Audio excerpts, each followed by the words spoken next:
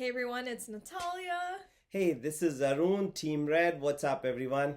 And unfortunately, this is going to be our last recap of the season. It's been an amazing experience taking everyone through our thought process and our experience each leg. And sorry we're a little late this time. The past week's just been really crazy for us. And it was cool that we did get the chance to watch the finale with some of the rest of the cast in Miami. Thanks to Lulu and Lala for hosting such a great party. We really had a quality time with the other cast members, and it was party time. And we ran leg 12. Yeah. They set up a leg 12 for us, find the pool party in the hotel. And we got some like fanny packs. I don't know if we have it. I'll put a picture here. But little fanny pack, gift pack, that was so cute. They had like a piece of cheese in there, like an oar for your rowing, row your boat. which we'll get into. But yeah, a lot of goodies, a little bagpipe. So thank you, Lulu and Lala, for that. We love that. What a thoughtful thing, with especially with the what do you call it? Pack? Fanny pack. Fanny pack. That was really cool. Yeah, so let's dive into it. We're starting off leg 10 in Lisbon, Portugal. And it's exciting because we're not last. And so we are starting with Kim and Penn in that second group. Kayla and Raquel are in the first group, 15 minutes ahead of us. And then Dusty and Ryan are by themselves in the last group. So, we did beat Dusty and Ryan coming in third in the previous leg. So I think we were feeling good going into this leg. That's the first time, I think, after a long time, we were feeling good and we had a team behind us. So we were starting off the race with pretty good morale. Yeah, I think this was the first time where we thought, okay, maybe there is hope. Like, we're one episode away from the finale. Like, maybe we could actually do this. Versus before, we're like, okay, it's a great experience. And like, yeah, we're surviving each leg. But this is when we're like, we have it in us. We can do this. And we really felt that. If you recollect, I say that, okay, there's no room for error. So this was the episode you couldn't make any mistakes. Yeah, so then Raquel and Kayla leave, and we're at the kind of the Christ the Redeemer statue at the beginning. And when we were waiting there, when they drove us there initially, we thought like, oh no, please don't tell us they're gonna make us run up this. That's gonna be our first thing, is like run up to the top of this statue. Thankfully it wasn't, and we started off on our self-drive. And so then we left with Kim and Penn, and we're headed to the fort in Setúbal. And actually, this time we did pretty good with navigation, because we did not even stop anywhere till we got to the city. We used the map which was given to us to get to the city, and that's the only stop we made. So we did pretty good to start off the leg. Yeah, we lost Kim and Penn initially just right after we started, so we didn't know they were ahead of us. But when we hit the city center getting out from the statue, there were very clear signs going to Setúbal. So we said, let's just follow it. We don't need to ask directions. We have the map. We can just follow this. And we were able to get to the city pretty quick from there without getting lost. So yeah, I was proud of us for that. And I think once we got to the city, we did stop once to ask for it. That's when in the footage you can see Raquel and Kayla pointing to us. Arun and Natalia are already here, and they were like, wow. Yeah, because our, navigation skills. But yeah, I was proud of us. We didn't get lost. And then we do make it to the fort right when Dusty and Ryan and Raquel and Kayla are leaving. So we're still in it, and we're looking out for something. You spotted the flag right away. Because when they said look down and look for the thing, I was able to spot the flag, which was about maybe a mile away or half a mile away. And so that was a good start. Then we said, let's go. And we actually, once I saw where the flag was, all I knew is we had to get down, turn right, and take a right. So we were pretty clear on where we were going. Yeah, it's like head to the water, and then we turn right. And so that's when you see in the episode, our little dots, and Dusty and Ryan are going the other way. Kayla and Raquel are going to the flag, and then we're coming up, and we end up going the right direction. So that's why we end up making it there before Dusty and Ryan. So now we are feeling good. We're like third place now. We're at the rowing, and the question is, who wants to go exploring? And then we seen the boats, and then like we had already known that there's going to be 2 roadblocks. So we thought it's a physical challenge. So I said, I'll do it because we didn't know if there's going to be again a singing or dancing challenge or anything like that. So I said, this is a physical challenge that I would do it. Yeah, I think the minute you saw the boats, like, I didn't even say anything. You were like, I'll do it. So I was like, okay, because like you're saying, we didn't know what the next one was going to be. And at least you could see what this kind of was. But they don't really show this. We didn't know what you were doing because when you read the extra directions, were already off in our little waiting room. So I didn't know what the challenge was. All I could see is the boats, you're rowing somewhere. And I saw everyone was looking in the back, but I had no idea just standing there waiting what it actually was. So when I got to the boats, Kim was already there, and Raquel was starting to look at the names. I didn't know what she was doing. Then I figured out the names were on the back of the boat, and then I started looking at the names to see if I could recognize something. And I really, nothing what I seen didn't make any sense to me. I went with a name which sounded Portuguese. Yeah, and it didn't seem like anyone really like knew someone off the bat. Even I think Kim had said like, I don't know, I'm just gonna go with this. It sounded Portuguese. But yeah, like for you picked Antonio Guterres. And later I found out he was the Prime Minister of Portugal. So that was a bad pick, and the luck of the draw, correct? They got the right boats, even though they didn't know what they were doing. They picked the right boats, and it happened to be they got lucky. I guess our luck was starting to run out. So yeah, you're like, you got your Antonio Guterres boat, but then you're trying to like get out of the area you were in. Okay, I've been asked. We've done so many interviews after the finale, and everybody have asked me, "What the hell were you doing in the boat?" Honestly, I've not rowed a boat, and I was just trying to go forward. I was going backward, and I was trying to go backwards. I was just going in circles, and everybody says it's common sense. Oh, you could have used the oar.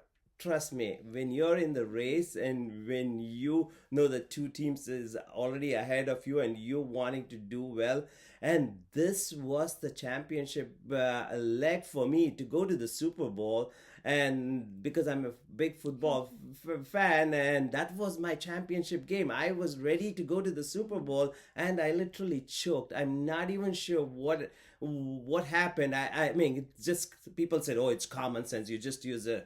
When you're there, when you're trying to do the best, things happen. I'm not even sure till today why I couldn't figure it out for the first 10 minutes or whatever it is. Yeah, but you didn't give up. In that situation, you could have easily given up.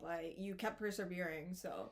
I'm not a person who gives up, but that was not the moment for me to choke. Mm-hmm. And then Ryan comes, right? Yeah, and he's looking for his boats, and he picks the wrong one first. His strategy was that I don't know any of the Portuguese explorers. I'm just going to take one boat. I'll just keep going and coming back till I get the boat right. So that was his strategy. And he takes the first boat, goes and finds out it's wrong. In meantime, while he's coming back, when I'm trying to circling around right there, I see Vasco da Gama, and I know Vasco da Gama is because in Goa, one of the territories in India, Vasco da Gama is a very famous place. So I realized that's when I'm saying, oh, my boat is there, I need to get back, and I just couldn't get back.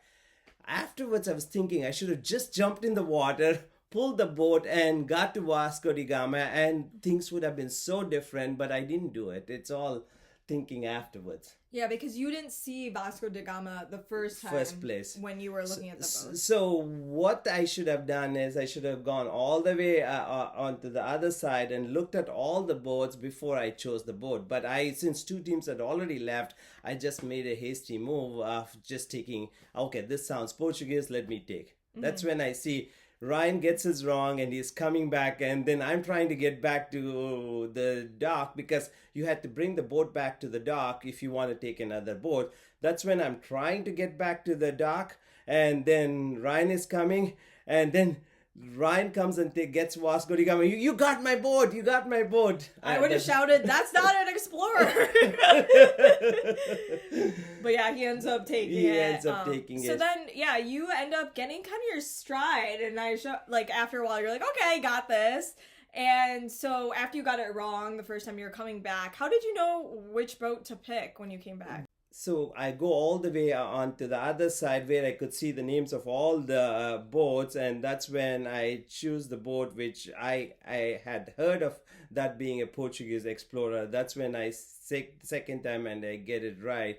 Thank God it was about 30 minutes later after Ryan. The one thing they didn't show though is you got so excited because you were like getting I got the hang of it, and I was going so fast I just overshot. Like the guy that was here, and you just like rode past him because I was just trying to, and I got so fast in rowing, I just went past the guy who was supposed to, and then I had to turn around and come. Yeah, and they asked me, they're like, "Where do you think your dad is going?" I'm like, "I don't know. Is there another pier? Like, did he like run out of his chances at this one pier?" But then you came back and you got it right. And I know it's we can laugh about it, but there was nothing much I could do because whatever we do our best. Meaning, I tried my best. It's not like I was joking around. I was trying to be funny or whatever it is. I tried my best because this was my moment to shine, and this was the moment for us to get to the Super Bowl and to get to the finale, and I just choked. It's just what happens in race,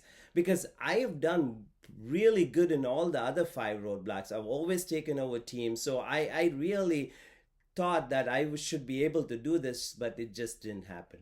It was just But you got it done, and then now we're headed to the Sardine cans, and there was only 2 sardine cans left when we went there. So we had to get directions, and we had to kind of run to this area where we see the sardine cans. There was only 2 left, and then we were looking at it, and there was one with a man in a shirt, and it seemed like there was more like switching of colors in his shirt and a little bit more detail versus there were more like block of colors on the boat, one that we picked. So we decided to go with that. And little do we know, because we thought, okay, all the teams are probably like way ahead. Like, we're not going to see any other team because we were at the. We were about 30 minutes late. We thought that we didn't know what exactly painting. We didn't know how long it would take. We thought that the other teams would have already gone by that time. But we were so shocked to see Ryan and Dusty still there. So I said, oh, we're still in it. Yeah, and I'm a designer, so having something that's like in our wheelhouse I was excited about. So like painting, attention to detail, those are the tasks that we excel at. So we're like, we thought we still had a chance. We're like, we could potentially pass them. Like, it seemed like they were still struggling. And so we started off and we're like, okay, we have to make sure we're pretty accurate. We don't want to mess anything up that we're missing any like big detail or anything like that. So I think that's the attention to detail, and being a designer is maybe a good and a bad thing. You were so, Dad, we have to be really, precise about how we're going to paint. I'm telling you, Natalia, let's fast, but you're being precise because we still had Dusty and Ryan there, and actually they were struggling. They were asking for check and they were not getting it right. So I think you made sense why you said let's get it right the first time. So, but we probably should have done a little bit faster because it needed detail, but it didn't need to be certain, like the bigger spaces you could have painted however you want, I guess. I'm not sure. You see it in, eventually we say it is a balance between speed and accuracy, but imagine if you miss something because you weren't being accurate. That's just going to take you more time, like the amount of checks you see Dusty and Ryan did. So that's why, I really want to make sure we weren't missing anything big. And I guess let's talk about the doorknob. No, Dusty and Ryan kept asking for checks, and every time she would say no. And so like, oh, they're struggling, but we didn't realize what they were getting. That's when I said, oh, maybe now what Nat is saying, let's be attention to detail. I thought maybe there's more truth to it, but then we figured out what they were doing wrong. Yeah, because we weren't very close to them. If you look, we were like further down our door. But when they eventually get it right, I heard Dusty saying something about a doorknob when they were leaving. So I'm like, oh, like, do we need to paint our doorknob? But we actually didn't, because there was a little line in the back of a doorknob that we needed to paint. But since it wasn't in the lines that we had to paint in, we didn't have to paint the whole doorknob. And I even asked just to make sure. But since theirs it was in the lines of what they had to paint, that's why they had to paint their entire doorknob. I want to specify that you did ask whether we needed to paint, and they said no. Yeah, and so then we end up getting that. And at this point, how are you feeling? We know we are in the last position, but it's amazing race. Anything can happen. Somebody can get a penalty, somebody can get lost. We don't know what the other roadblock is. And we were hoping that the next roadblock is something in your wheelhouse that you'll be able to get it done fast. Yeah. And so then we end up driving there and we see it's the counting columns. And at that point, I think we knew, because like we knew we were last, because you could actually see the pit stop from where we were at, and we didn't see any other team. So when I got to the we'd seen the other three cars, which was already there. So we basically knew that we were the fourth team to come there, but we still didn't know where other teams were. I mean, we knew that we were in the last position, but still. We didn't know there could be something else, right, after this. But I think that actually made me a little less nervous counting. And so I took my time counting the columns and just I actually counted them twice just to make sure I had the right number. And my strategy was I was actually looking at the arches, because as you got further down, it was easier to see the arches because some of the columns did blend together. But I knew there was 2 columns on either side of the arches. And then there were little things that were like you could hang flowers on. I was using that as kind of a landmark. So I knew like I had counted a certain amount of columns to that. And so even when I kind of like lost my count, I knew I had already like that was like 40 or that was like 30. And it was interesting because the columns were uneven on both sides. Because I've heard that's something I wanted to clarify, and I think we've talked about it, that people said that the columns were here. So if you counted one side, you just have to multiply it by 2, you get it right. But you clearly explained, and even if you look at the pictures, the columns were not equal on both sides. Yeah, so the right side, as you're facing, actually had more columns that went further back, and then the left side had fewer stops columns. The exactly stops where you guys were sitting or standing or in that box, and the right side continues on for a little bit further, I think. Yep. Yeah, so I was proud of how fast I got that challenge. Got that done. Even in the production, I think said that like I got it pretty like fast compared to even their testers, and even Kayla got it really fast as well. When it came to the counting the columns, I know you're gonna kill it, but thanks to me with my roadblock, we didn't even give ourselves a chance. But good job. I'm so proud that you got it done fast. And at this point, we're running to the pit stop. The guy, he points at the lighthouse, and we can see the lighthouse from where we were. But there was like a long way to get to the lighthouse. You could like run around, and then there was this like ditch. Valley, it was really deep. And like we didn't even think about it. We're like, let's run in this ditch. We just went through the valley. We didn't even go along the road path. We just went through the valley and climbed up to the pit stop. Because I think some of the other teams like went all the way around, but it was kind of because there was like barbed wire and stuff. So I'm not sure if like we were supposed to do that, but we didn't care at that point. We were just like, let's run through this ditch. We come up, and as we know, we assumed that we were in last place, and I think we felt good about the journey we had at that point. We were brought back, and we had gotten experience almost like every single international leg this season. So we were proud of that. So we were in 10 legs. The only leg, the most important leg is what we missed. Yeah. But we still were, we raced all the 10 legs, meaning that's something we are proud of. I'm extremely proud of you for being such a good race partner, not just being my daughter, but being such a good race partner, and your attitude. You always kept telling me, Dad, you can do it, you can do it. So I'm extremely proud of the race you ran, and we had we have such great memories, and this is the relationship what we have in our real lives too. We didn't put on a show or we didn't do anything for the cameras. This is how we are, and I'm so blessed to have such a wonderful daughter. Aww. Yeah, same to you. You didn't give up. There's a lot of things out of your comfort zone that you did, and you just all gave your all and just had a smile on your face the entire time, which motivated me even when I knew we were struggling.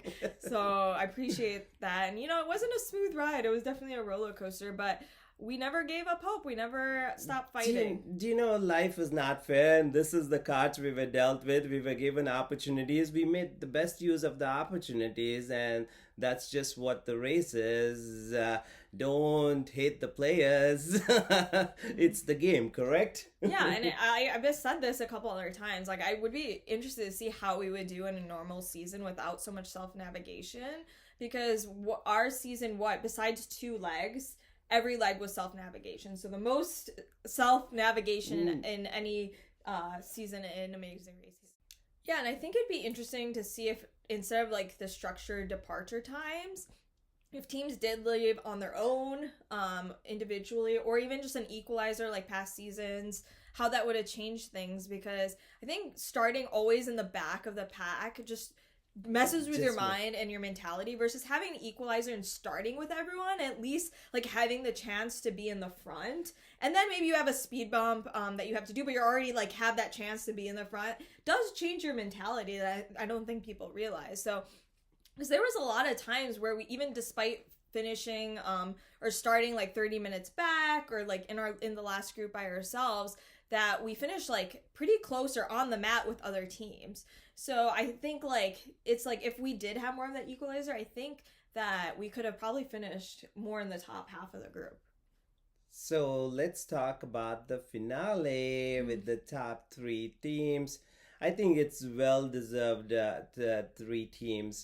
So there's no denying that Kim and Pan, Raquel and Kayla, and Dusty and Ryan deserve to be in the top 3. Yeah, and so from Portugal, we actually flew back on the same plane with them. And so on the big Phil. Yeah. So, we just finished the Portugal leg, and now we're all flying to LA. And while Phil's giving his little, like, spiel about, like, fasten your seatbelts and stuff, we were crouched down behind one of the chairs, so we weren't in the shot. That's funny.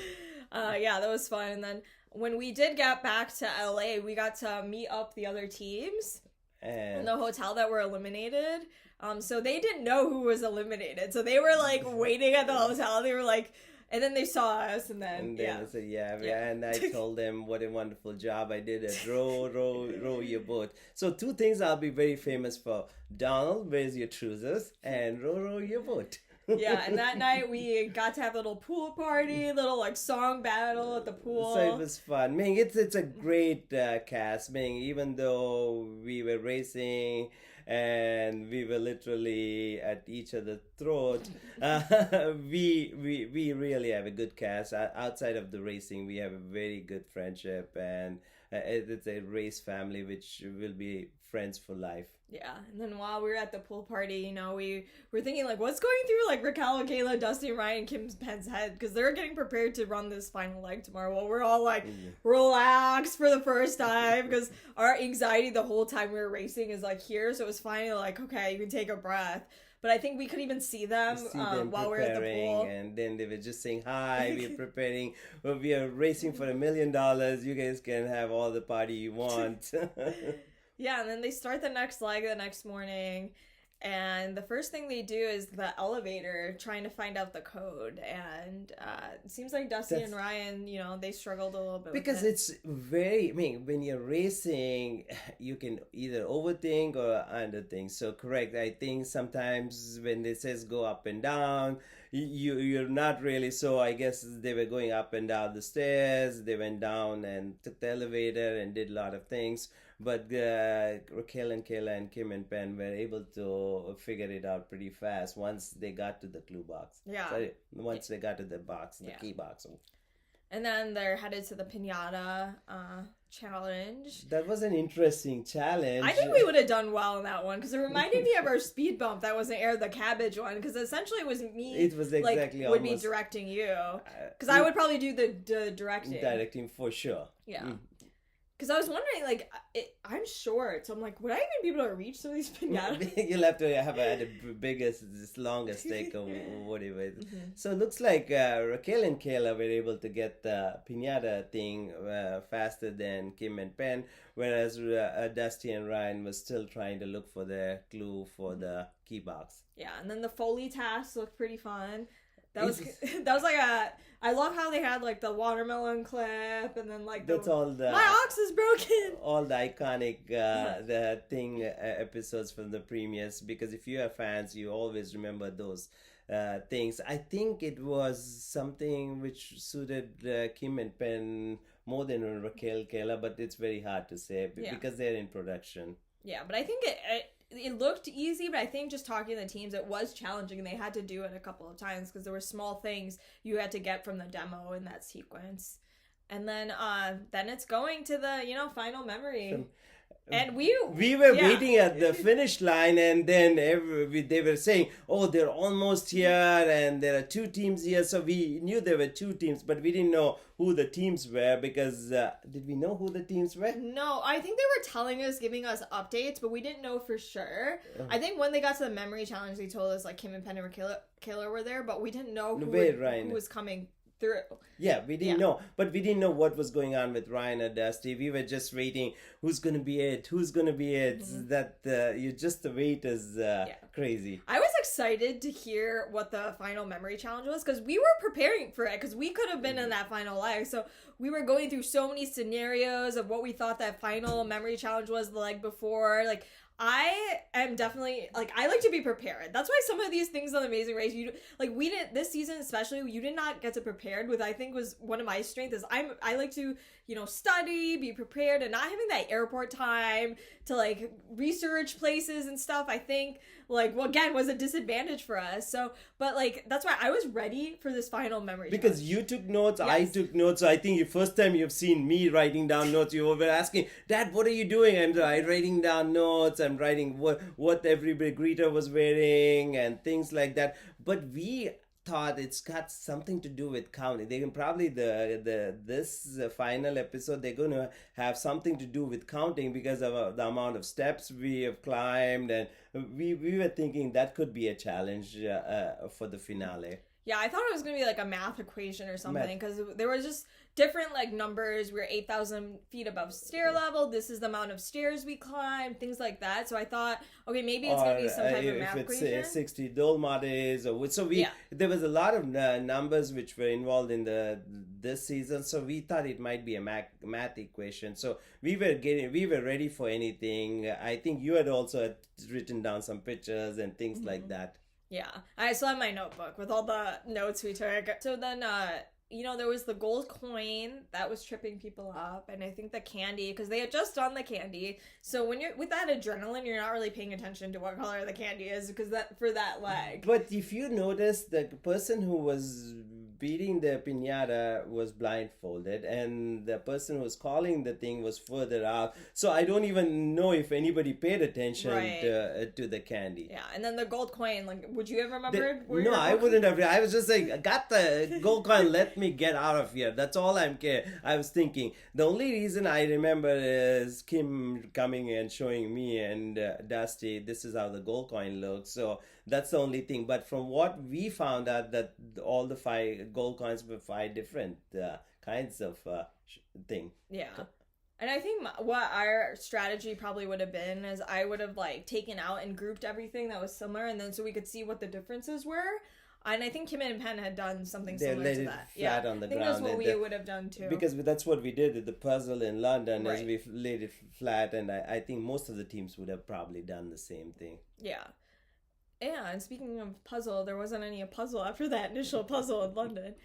But, so then, we're waiting there at the finish line, and we don't know who's going to run through. Who did you think was going to run through? I've called it from day one that Kim and Penn is going to win, meaning just because I felt that they were well-rounded. They are in TV and then production, Kim, and they seem like very smart. They've studied the race, and they had 19 months to prepare for the second part of the race. So we knew that they're going to be well prepared. So I always called it Kim and Penn, but you always wanted Raquel and Kayla to win. Well, I just wanted to see another all-female team win, because it's been a while since one has, so that's why I was rooting for them. But also Kim and Penn, definitely, it's funny because people say, we were the super fan team of the race, but there were several other super fans on this season. Kim and Penn, Kayla also as well. And then during that 19 months, I think teams that weren't even super fans,